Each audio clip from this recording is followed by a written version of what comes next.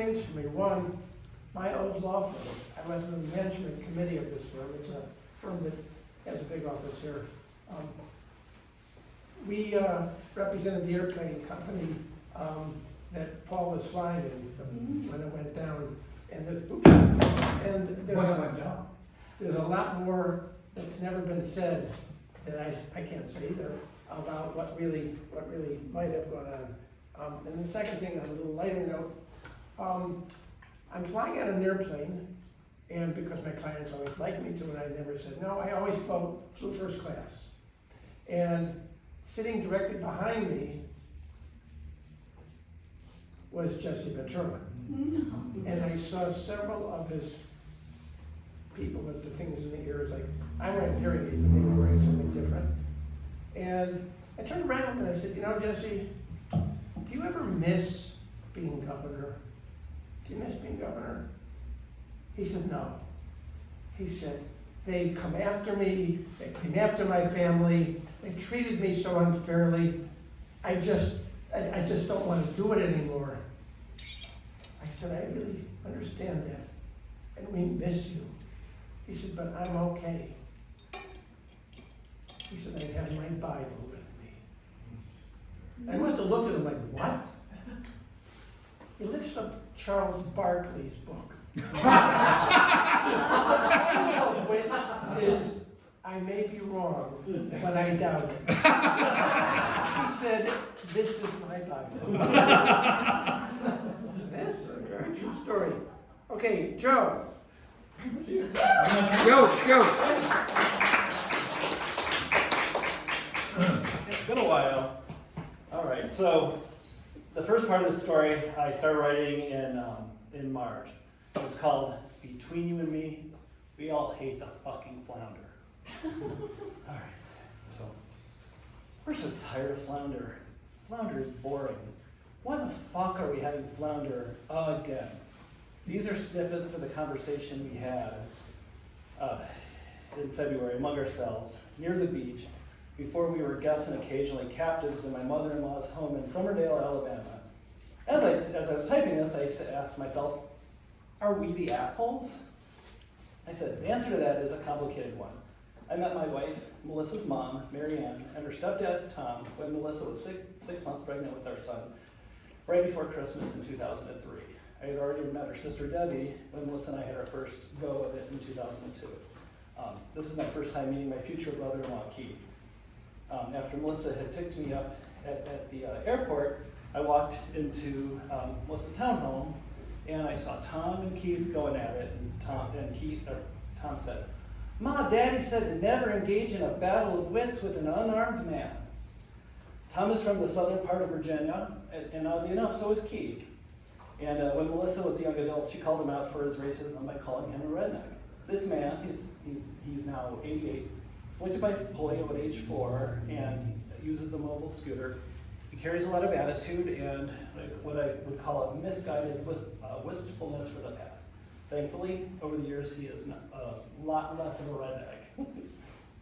I said, my brother-in-law is not at all thin-skinned, but hearing this rattled him. I said, as I recognized this unfair treatment on this, I don't remember what night it was, but the next day we're going over to my, it would be my future uncle's or Melissa's uncle's home.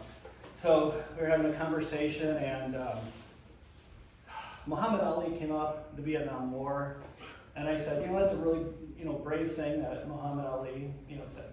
I'm a conscientious objector. Tom said, I wouldn't roll my wheelchair over there to shake hands with the man if he was in the room here with me. This man is difficult. So back to the conversation in the kitchen with my sister, Debbie. She diplomatically asks, and she's a peacekeeper of the family. She said, hey Mom, have you thought about grouper or some other fishes? I don't know if anyone's gone down to that part of the south. Flounder is a really boring fish. There's like red snapper and all these other delicious fishes, but flounder is Tom's favorite fish, so whenever we're over there, at least once during the trip, we get served flounder. So that's why I asked for assholes about it. We sometimes we don't accept the meal as graciously as we should. But related to this, on a previous trip, I had painstakingly prepared 2 batches of coleslaw One with just a tablespoon of sugar, because most of us don't like sugar on our coleslaw. Tom loves sugar in the coleslaw. Something got into my mother-in-law, almost a fuck you, I'll do what I want, and she mixed the two together, resulting in a batch of coleslaw no one wanted. Tom got some, he had to add more sugar to his. The rest of it no one wanted to touch because it was already way too sweet, so that was the end of that. So, thankfully, since we've been traveling down there for so many years, we usually get a place near the Gulf, a little bit away from them, so we can relax. We used to stay with them, which is really tough after you have a day of battle. One of my coworkers a couple years ago, a spiritual type, and I told her about Tom. She said, imagine coming into the room and into their home, and it's covered in pink light. Not bad advice, and it could work. I said, usually we chose alcohol. So I've got a lot of mixed emotions when we visit. Mary Ann is a transplant from the South. She and Debbie and Melissa grew up in New Mexico in Albuquerque. She and Tom have lived in Alabama for 20 years. They love the warmth, and they keep their home close to 80 degrees, which is really tough. She didn't have a natural accent, but she says the "bless your heart" very well. But she's also Italian, and she's Italian, and we often have lasagna for dinner. For her, I think it's hospitality on autopilot, which on one hand is sweet, but on the other is kind of frustrating to watch. She says, "Stay with us. The beds are uncomfortable. The fan is seldom on to disperse Tom's pipe smoke, and everything is an argument with Tom. From just the most simple things you think wouldn't create an argument, he has to find something to do." So, all right. Both Keith and I have already lost both of our parents, while Melissa and Debbie have both their mom and dad.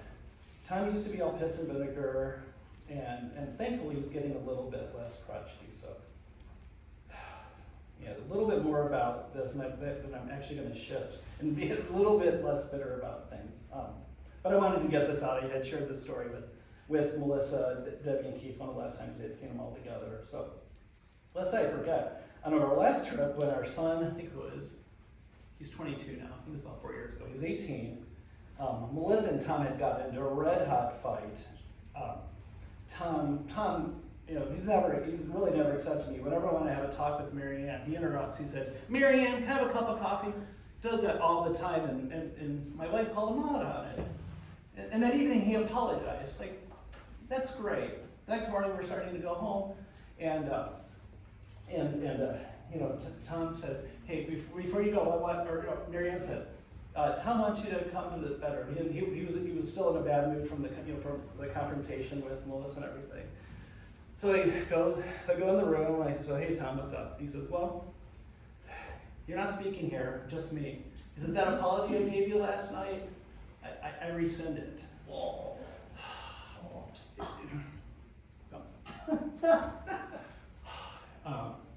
This man is very hard to deal with. He's 88, and although I don't hate the man, it's very hard to like. I've had a few moments of actually liking him, but most of the time it's really tough.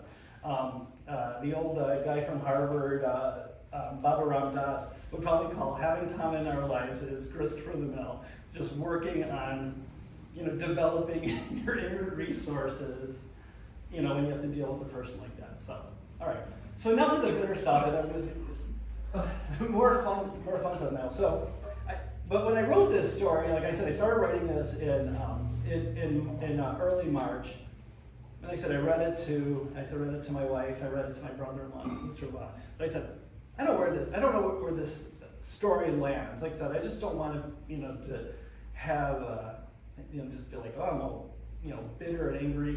We've had enough of that with Tom over there. So this is where the story actually lands. It lands in Las Vegas, where my brother-in-law wanted to go see fish with me. So towards the end of March, I get a phone call, and Keith and I talk a lot, over text and stuff like that, and we visit a lot, but all of a sudden I get a phone call out of the blue. The last time I got a phone call from him was probably about a year ago. All of a sudden he says, "Joe, I want to go see Fish at the Sphere. I'm like, well, yeah, let's do it. So I had only seen Fish once before. I had never seen a concert in the Sphere. My brother-in-law had seen the Eagles a couple times. So we planned our trip, bought tickets to the Sphere. Melissa had some things going on with her sister and some friends. So I got a brother-in-law weekend. Just got to hang out with Keith. So we're driving down from their place. We listened to some Fish on the radio. So 32 minutes long. My wife would have said she would probably begged her that she can't stand improvisational music. We go to one of the restaurants at the what's it called, at the Link. Do people know that? People have gone. Who's been to Las Vegas? Just out of curiosity. There's an area called the Link. There's a big what do you call it? Sphere.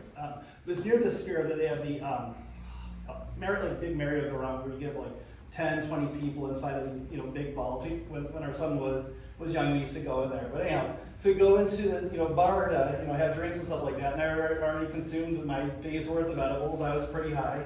In Vegas, you don't even necessarily need to get high because it's just a crazy city. But you're sitting there, we were in this bar, and I at the same time saw an MMA fight.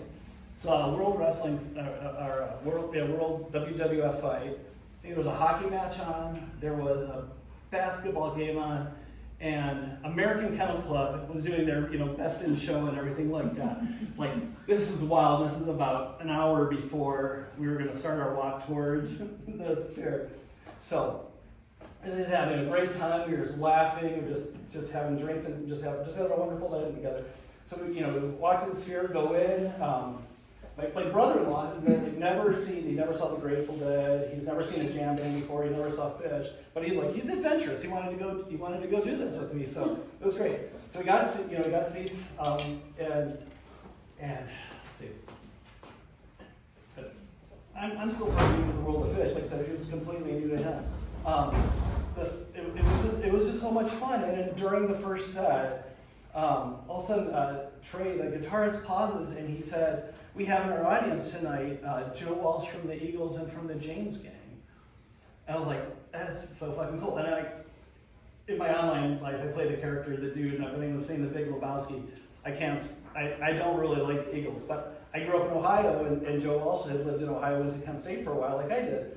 I love Joe Walsh. So he was in the audience, and they played Walk Away in honor of him being there. So continued. We had a wild night. We ended up at a bar after the show to get some more drinks and to eat and stuff like that. And I said, "So would you ever do this again?" He goes, "That was the time of my life, but I am completely fished out." But we had a great time.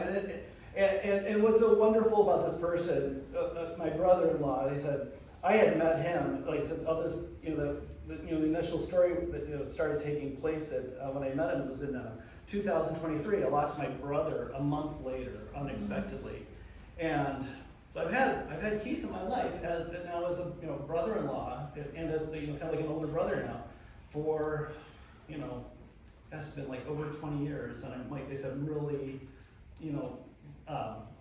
blessed. And even though, like you said, we have the one very difficult person that we share in our life, by our marriages to our spouses and that. I said I really appreciate having him. He brings me a lot of joy. So thank you.